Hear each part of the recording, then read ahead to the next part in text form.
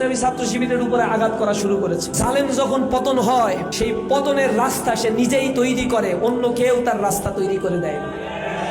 এরা নব্য জালেমে পরিণত হয়েছে। এতদিন মাজলুম ছিল, তার নেতা ছিল বিদেশে, বিদেশ ঘুরে নেতা। সে অনলাইনে যখন সব কার্যক্রম পরিচালনা করত, মরার ভয়ে দেশে আসে না। নিজের মায়ের মৃত্যু কাছাকাছি চলে আসছে, অসুস্থ অবস্থায়, চরম অসুস্থ অবস্থায় ভেন্টিলেশনে আছে, তখন সে স্ট্যাটাস দেয় বাংলাদেশে আসা আমার একার উপরে নির্ভর করে না। তো বাংলাদেশে আসা কার উপরে নির্ভর করে? ইন্টারিম গভর্নমেন্টকে তো থোড়াসাই কেয়ার করো তুমি। বাংলাদেশের জামাত ইসলামের উপরে তো তোমার আশা নির্ভর করে না। তাহলে নির্ভর করে যাদের উপরে, তাদেরকে মুচলেখা দিয়ে দেশটাকে আবার সেই বেনিয়াদের হাতে তুলে দেওয়ার ষড়যন্ত্র করে সে দেশে ল্যান্ড করেছে। তাদের বিরুদ্ধে দেখবেন কোনো কথা নাই, আওয়ামী লীগের বিরুদ্ধে কথা নাই, আধিপত্যবাদের বিরুদ্ধে কথা নাই। কথা এনায় বেনায় বলে যে সংগঠনটা, যে মানবতার সংগঠন, তারা জুলুম, নির্যাতন, নিষ্পেষণ, গুম, খুন, হুলিয়া, হত্যা মামলা মাথায় নিয়ে তাদের নেতা কর্মীরা বছরের পর বছর জেল কেটেছে, তাদেরকে বলে আবার গুপ্ত। আমিরে জামাত, বাংলাদেশ জামাত ইসলামীর সেক্রেটারি জেনারেল অধ্যাপক মিয়া গোলাম পরোয়ার, এই মানুষগুলো দেশেই ছিল।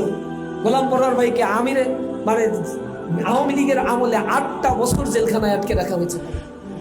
আমিরে জামাতকে জেলখানায় আটকে রেখেছে, আমি সাক্ষী, আমার সাথে ছিল। সেখানে হাই সিকিউরিটিতে রেখেছে, তার সন্তান নিচতলায়, সে উপরতলায় থাকে। সন্তানের সাথে বাপের সাথে দেখা না হয়। আমাদের জেলের মধ্যে জেল, তার নাম সেল, ওই সেলের মধ্যে আটকে রাখতে 1 ঘন্টা মাত্র উঠানে হাঁটতে দিত আমাদের। সেই 1 ঘন্টাও সতর্ক থাকতো আমিরে জামাত নামলে তার সন্তান যেন তখন ছুটি না পায়, তার সাথে যেন সন্তানের দেখা না হয়। কি পরিমাণে জালেম তারা ছিল, তার সন্তানের সাথে দেখা করতে দেয় নাই। আমাদের ভাইদেরকে গুম করা হয়েছে। জামাত ইসলামী ছাত্র শিবিরের উপরে যে গুম করা হয়েছে তার স্ট্যাটিস্টিক দেওয়া হয়েছে।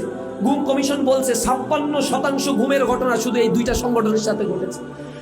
ইসলামী ছাত্র শিবিরের উপরে 31% গুমের ঘটনা ঘটেছে।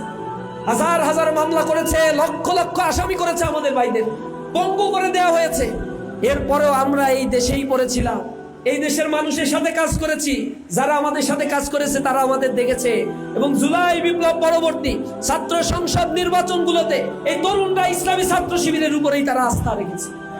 এই নির্বাচন